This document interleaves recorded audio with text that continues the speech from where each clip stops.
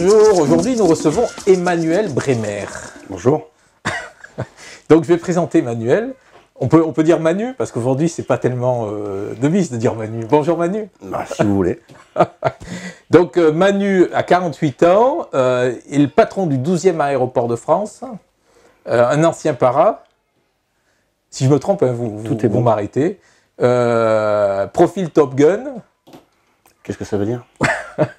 Top Gun, c'est un peu militaire, para. Ok. Top Gun le film. Oui, tout à fait, ok. Voilà, un peu anxieux quand même sur les bords. Non, pas trop. Mais besogneux, déterminé, fruit d'une culture militaire. Ça, c'est sûr. Donc voilà. Il est directeur de l'aéroport depuis 2005. Non. Non, 2015, excusez. 2000, ça fait 2 ans. Ça fait 2 ans. Depuis 2 ans. Avant, c'était directeur adjoint. 2 ans et demi. Directeur adjoint. Avant directeur adjoint. Voilà. Et il vient de fêter les 80 ans de l'aéroport de Montpellier avec voilà, au doigt mouillé, une trentaine de destinations au départ de Montpellier. C'est ça. Voilà, donc on commence avec le numéro 794 de la Glorieuse avec une sur la rue Daru, le désespoir au quotidien. Un interview d'un habitant qui est là depuis 6 générations et qui quitte et qui vend son appartement pour partir. Il ne supporte plus cette zone de non-droit. Ensuite, un article un peu plus gai sur le tourisme, sur la saison du tourisme qui a très mal commencé. Et un article plus politique sur les Républicains du national au local entre crise de nerfs et résilience. On revient sur Castelnau-le-Lez aussi, la politique vintage, là, la grande réunion qui a eu lieu à propos de l'école Microsoft. Et petit article sur Dubost, un pelé et 2 tondus. Voilà, Emmanuel, donc on va faire question-réponse du tac au tac. D'abord, comment devient-on président du directoire de l'aéroport de Montpellier-Fréjorgues? J'ai mis le pied dedans. Moi, j'ai une formation de financier au départ. J'ai mis le pied dedans en faisant un audit de l'aéroport de Montpellier. Et comme beaucoup de gens qui touchent à l'aéronautique, on n'en parle plus. Voilà, c'est une passion. On a très peu de turnover dans l'entreprise. Voir décoller un avion, il y a quand même quelque chose de magique à chaque fois. Et puis, c'est un job qui devient vite une passion. Voilà. Alors, Montpellier est passé de la 8e à la 7e ville de France, dernièrement. Ça ne vous a pas échappé. Oui. Comment se fait-il que l'aéroport soit à la 12e place? Il y a un historique. Il y a eu un vécu entre la Chambre de commerce gestionnaire de l'aéroport et certaines collectivités de l'époque qui nous ont fait prendre un retard assez important vis-à-vis de Marseille. L'attractivité de Marseille sur les passagers transportés de l'Hérault, c'est une fuite d'1 million de passagers par an. Donc on a un retard à rattraper pour donner envie aux Montpelliérains de partir au départ de Montpellier et pas seulement, notamment pour les vacances, au départ de Marseille. Donc c'est un retard qu'on rattrape tout doucement, mais beaucoup de travail encore. Mais cette fuite s'est opérée à partir de quand? Bon, c'est les années, c'est les 25 dernières années, 30 dernières années, où Marseille vraiment a pris une grosse envergure, quand nous, on a perdu Air Littoral, Air Liberté, AOM, dans un laps de temps assez court, et qu'on est tombé aux millions d'autres passagers. Et là, vraiment, on a eu une absence d'offres que les Montpelliérains et les Héraultais sont allés chercher ailleurs. Donc on peut mieux faire? On peut faire beaucoup mieux. Notre objectif, c'est à l'horizon 2020 maintenant, 2,2 millions de passagers. On met les infrastructures à niveau pour traiter 2,5 millions de passagers. Et on connaît déjà les plans de développement à mettre en œuvre pour aller à 3,5 millions de passagers. Vous êtes élu pour combien de temps? Il me reste 2 ans. D'accord. Vous allez revenir, enfin vous allez... Je serai candidat en tout cas. Vous serez candidat oui. pour continuer, oui. D'accord. Quels sont vos liens avec Michel Fromont, votre père adoptif? Michel Fromont, c'est, comme vous l'avez dit en introduction, je suis un fils de militaire. Donc j'ai bougé tous les 3 ans avec un père qui était muté. Et c'est vrai qu'en arrivant à Montpellier, c'est le président de l'aéroport pour la chambre de commerce à l'époque. Et c'est la personne qui me fait découvrir le fonctionnement de la chambre et un certain nombre de gens sur Montpellier. Et rapidement, vous le connaissez, c'est quelqu'un d'attachant. Et rapidement, à l'époque, il m'a pris sous son aile. Voilà. D'accord. En quoi consiste le poste de directeur de l'aéroport? Je crois que c'est le job de globalement de tous les présidents de société, c'est savoir s'entourer de salariés compétents et amener une dynamique et une envie qui mobilise les équipes et qui les fédère autour d'un projet. Aujourd'hui, les propriétaires de l'aéroport, donc c'est l'État en gros qui a 60% des parts, et donc la CCI 25, le département 7, et la métropole 0,5. C'est bien ça, enfin bon, je ne rentre pas dans le détail. Le Pays de l'Or, 1%. Voilà. L'État et les collectivités locales ont-ils les mêmes objectifs de développement? Alors, pour tous les aéroports, pour toutes les sociétés aéroportuaires, je ne saurais pas vous répondre. La logique de l'État à Toulouse ou à Nice n'a pas été la même que celle qu'ils ont aujourd'hui à Montpellier. Aujourd'hui, soutenu par un président de conseil de surveillance représentant de l'Agence des participations de l'État, et par un conseil de surveillance qui fonctionne très bien, je peux répondre oui. C'est-à-dire que l'État nous a donné aujourd'hui un feu vert pour une forte période de croissance et de développement et d'investissement qu'un État actionnaire basique ne nous aurait pas laissé faire. Un aéroport fonctionne majoritairement avec des charges fixes. Donc en gros, il y avait deux stratégies possibles. Ne pas dépasser les 2 millions de passagers, la capacité des aérogares actuelles, augmenter les tarifs, réduire les investissements, et là on a un aéroport qui gagnerait beaucoup d'argent. Ou, ce qui nous a été autorisé, parier sur l'avenir, valider le fait qu'on doit prendre une dimension européenne, et là sur les 5 prochaines années, 70 millions d'investissements, des tarifs qui n'augmentent pas depuis 8 ans, et qui n'augmenteront pas encore pendant plusieurs années, et donc une prise de risque qui va amener une baisse des dividendes à court terme, donc l'État actionnaire hyper à court terme. Par contre, un investissement fort dans l'aéroport, outil d'aménagement du territoire. Et donc, vous n'avez pas peur d'une privatisation à la toulousaine ou à la parisienne? Alors aujourd'hui, à ma connaissance, c'est pas dans les tuyaux. Et quand bien même ça le serait, on n'aurait pas de raison d'avoir peur. Après, ça dépend de l'investisseur. Et ça dépend justement de la capacité à travailler avec les autres actionnaires que sont les collectivités et la CCI, pour ne pas faire de l'aéroport une machine à cash, mais bien un outil d'aménagement du territoire qui s'équilibre quand même financièrement. Nous, on distribue un peu plus d'1,5 million de dividendes par an. On pourrait distribuer beaucoup plus, mais ce serait au détriment du développement. Donc ça dépend de l'investisseur en cas de privatisation. D'accord.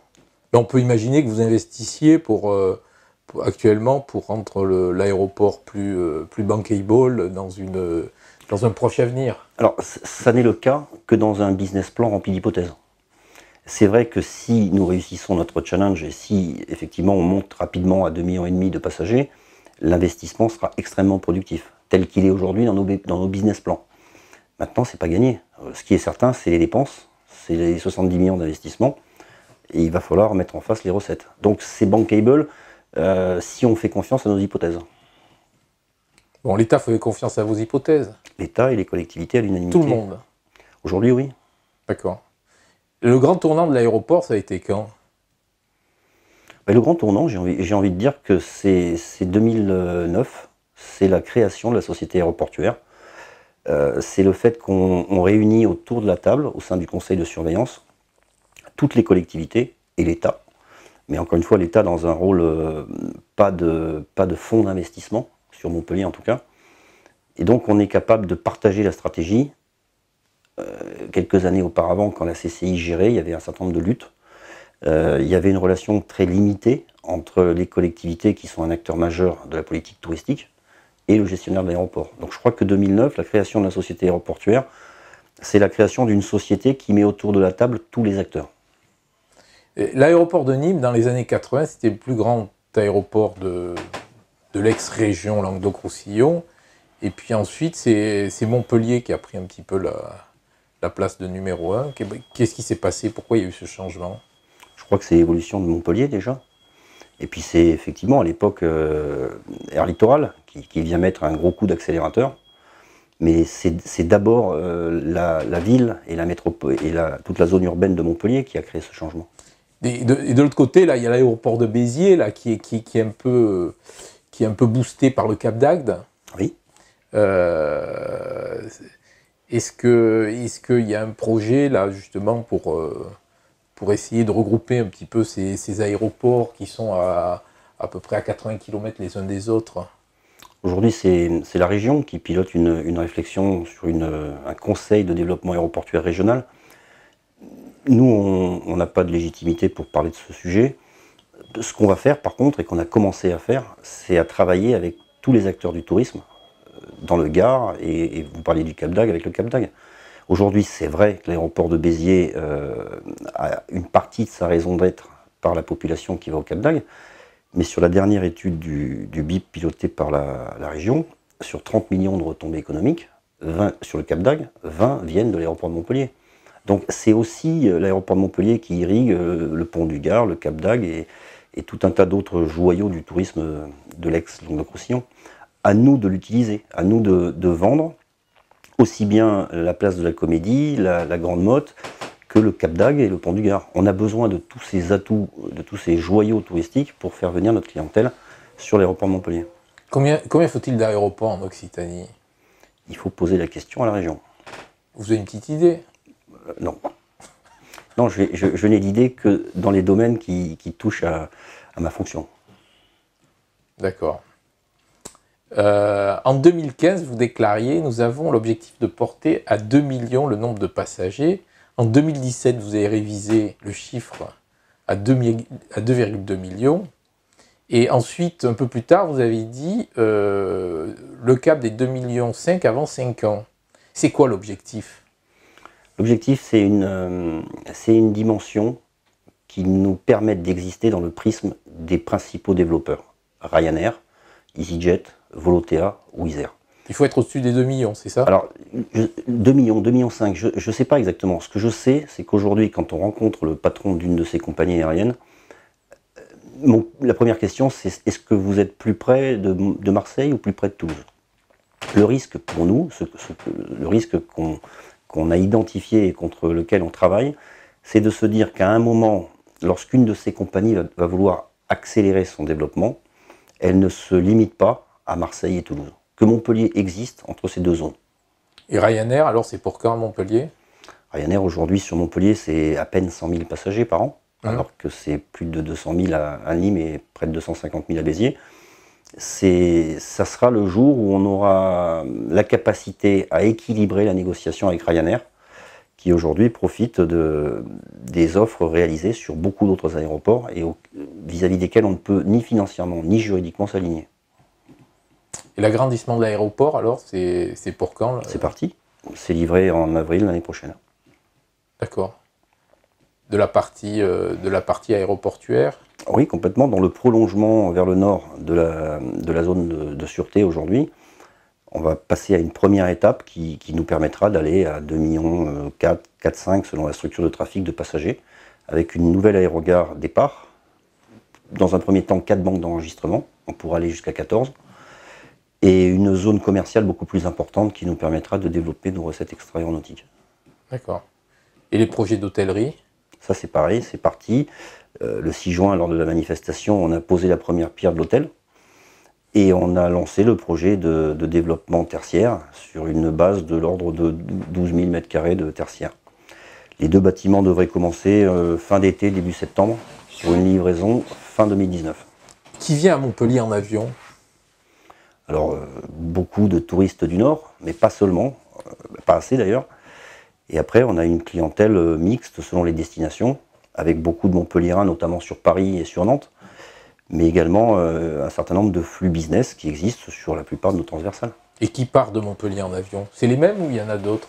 Alors, ou la clientèle est différente? C'est quand même majoritairement un trafic à faire. Il y a un peu de trafic famille, mais on n'a pas encore réussi à bien développer le trafic outgoing, les destinations tourisme pour les Montpelliérains.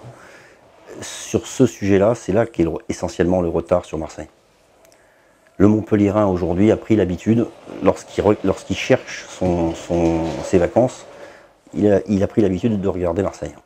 Et c'est à nous, avec la direction de la communication et avec l'évolution de l'offre, d'essayer de faire changer ses habitudes. Mais c'est difficile.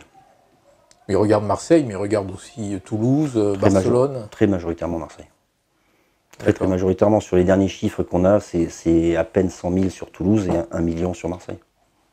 Ah oui, d'accord, oui, c'est nettement plus. Ouais. Et sur Barcelone, c'est combien? On n'a pas les chiffres. Mais aller à Barcelone, c'est quand même plus long et plus compliqué qu'aller à Marseille. Et puis l'offre marseillaise est déjà tellement importante, il n'y a pas de raison vraiment d'aller sur Barcelone, à part pour des destinations très particulières. Quelles sont les relations que vous avez avec André Daljari? Les relations que j'ai avec chaque président des collectivités actionnaires de la société. De très bonnes relations. Comment expliquez-vous l'essor sans présence de nouvelles infrastructures commerciales du trafic passager? Ah, ça c'est très clairement, encore une fois, la preuve d'un État actionnaire qui vise le développement plus que la rentabilité à court terme. C'est la capacité que nous avons maintenant sur l'ouverture de partenariats. Ça a été le cas pour la navette avec Air France, ça a été le cas avec KLM pour Amsterdam et avec Air Arabia pour le Maroc. Nous nous mettons en soutien et en partage de prise de risque dans le cadre de contrats signés avec la compagnie qui, sur 3 ans, reçoit un soutien de l'aéroport à hauteur de jusqu'à 93% des recettes créées par ce nouveau trafic. On prend le risque, pendant 3 ans, de soutenir une compagnie qui vient prendre un risque à Montpellier. Ça se reflète dans nos comptes. Aujourd'hui, c'est entre 2,5 millions et un peu moins de 3 millions par an que l'aéroport investit dans des partenariats avec les compagnies aériennes. Et quels sont vos principaux concurrents? Le train, les bus Macron, les autres aéroports, Marseille, les autoroutes? Non, je crois que la nouvelle gare TGV? La nouvelle gare TGV, je ne crois pas. À nous d'être capables, avec le groupe Air France, de montrer qu'une navette toutes les heures à un tarif inférieur au TGV, c'est mieux que le TGV. Et on en est capable. On n'en était pas capable quand le TGV est arrivé à Montpellier et que les tarifs d'Air France étaient beaucoup trop importants. On en est capable aujourd'hui. Non, le concurrent, c'est Marseille. Faire de la publicité pour une compagnie low cost, est-ce que c'est une subvention déguisée? S'interroge régulièrement Hervé Martin au Conseil de métropole au sujet des subventions. Voilà. Encore une fois, ce n'est pas un sujet qu'on pilote nous, ce sont les collectivités qui sont acteurs. Moi, mon avis, c'est qu'il vaut mieux communiquer après une mise en concurrence. Il vaut mieux communiquer sur le site internet d'une compagnie aérienne qui traite 140 millions de passagers par an, et donc 140 millions de touristes potentiels, pour lui montrer l'intérêt de venir en Languedoc-Roussillon ou à Montpellier, plutôt que de lancer, via une agence de communication, une campagne en 4x3 ou en spot télé, qui touchera sans doute un public important, mais pas 140 millions de touristes potentiels, voyageurs d'une compagnie aérienne. La métropole a baissé votre subvention, vous l'avez mal vécu, pourquoi? Alors la métropole n'a pas pu baisser de subvention à l'aéroport, puisque nous n'avons pas de subvention. La métropole a peut-être, et je ne crois pas que ce soit encore figé, réduit son soutien au flux touristique géré par la PFTE, mais ça ne touche pas l'aéroport. D'accord. Comment... alors, vous m'aviez parlé il y a quelques années là, de la FPTE. Là. La PFTE. La PFTE, oui. Qui rend en fait ses subventions légales au travers de soutien à une association, c'est ça? Ça en est où? La PFTE, encore une fois, elle ne rend pas les choses légales. Elle réalise des campagnes de marketing territorial pour remplir les avions d'un certain nombre de compagnies aériennes qui amènent des touristes du nord de l'Europe à Montpellier et qui pourraient difficilement venir autrement qu'en avion. Aujourd'hui, ce travail est important pour nous parce que quand on ouvre une ligne, quelle que soit la compagnie, quand c'est un low cost, ça devient encore plus dur. Ryanair peut être insatisfait d'une ligne qui est à 94 ou 95% de remplissage. Parce qu'ailleurs, ils savent qu'ils peuvent obtenir 97 ou 98. Donc nous, on peut faire tout le travail qu'on peut faire pour ouvrir des lignes. Si la rentabilité de la ligne en remplissage et en recettes unitaires par passager est insuffisante, la compagnie s'en va. Donc on a besoin effectivement que des acteurs dont c'est le métier, Office de tourisme, CRT, CDT, CCI, travaillent sur des campagnes de communication, de promotion touristique pour remplir les avions. Les passagers ne viendront pas à l'aéroport de Montpellier, on n'atteindra pas 2,5 millions de passagers parce que l'aéroport est beau, pas cher, fluide, propre. Il faut qu'il y ait réellement une politique touristique forte et une promotion du tourisme. Et aujourd'hui, comment vous la voyez, la politique touristique des environs de Montpellier, enfin du Gard, de l'Hérault, on va dire, puisque c'est votre... Je n'ai pas beaucoup de compétences pour juger. Je pense qu'on gagnera à travailler plus ensemble. C'est déjà le cas au sein d'une commission pilotée par la direction du développement et de la communication chez nous, où on essaye de mettre en commun effectivement l'attractivité du pont du Gard, mais aussi celle du port de Sète, celle du Cap d'Agde, celle de Montpellier, pour essayer d'avoir à l'échelle européenne une communication regroupée, plus attractive, plus puissante, financièrement plus soutenue, puisque si on fédère plusieurs budgets, on est plus fort. Donc c'est peut-être, on a peut-être à gagner à travailler plus ensemble. Que manque-t-il au territoire en matière de mobilité? En matière de mobilité, encore une fois, moi je vais parler pour l'aéroport. On a un travail à faire sur l'accessibilité routière, on a un travail à faire sur les transports en commun, mais pour l'instant, parce qu'on n'est pas encore aussi grand qu'on souhaiterait le devenir, on a moins de difficultés que beaucoup d'aéroports. Et au niveau des destinations, là, vous êtes content, vous avez un peu boosté le commerce, là, ces derniers temps, avec d'ouverture de lignes. Ouais. Non, on est très content. Vous êtes à fond, là, vous êtes à fond en ce moment. Oui, l'année 2018, c'est record journalier, mensuel, annuel du trafic passager. C'est record de dessertes, c'est record de compagnies aériennes. Oui, vous êtes à combien de dessertes? J'ai dit une trentaine, mais en fait, oui, on tourne entre 30 et 32 selon l'été, l'hiver et les annulations. Mais c'est vrai qu'on a amélioré très fortement notre portefeuille destination compagnie. Bon, avant la question chapeau, il y a la question langue de paye. Donc, en septembre 2017, vous déclariez à propos de la mésaventure Hollande, voilà, c'est une catastrophe. Mais ça arrive régulièrement que nos passagers loupent l'avion à cause de la signalétique sur l'autoroute. Ouais. Voilà. Est-ce que ça s'est arrangé? Malheureusement, non. Malheureusement, non, malgré tout le soutien de la préfecture de l'Hérault. C'est-à-dire, c'est Vinci qui ne veut pas mettre... Non, ce n'est pas Vinci, c'est un problème, a priori, qui touche au ministère des Transports par rapport aux infrastructures routières. Et je ne suis pas capable de vous répondre. Vous n'avez pas la clé? J'ai pas la clé, j'ai même pas la raison du blocage. Donc il n'y a toujours pas, ni à Lunel, ni à Saint-Jean-de-Védas, oui, de panneaux aéroport de Montpellier? Non. Non, bon. Non. Alors c'est toujours la catastrophe alors? Je le confirme. Bon, alors on va passer directement à la question chapeau, s'il vous plaît, si vous voulez choisir, et nous lire...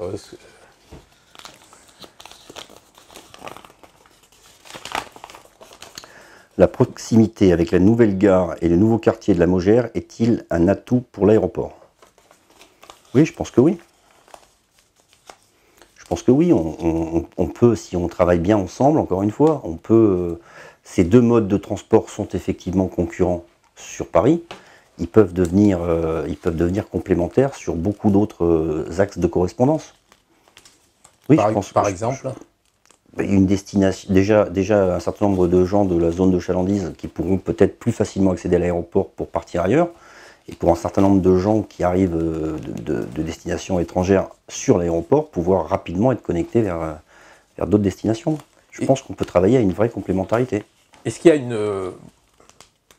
un tramway qui est prévu pour venir desservir la gare? Je sais que des études sont en cours.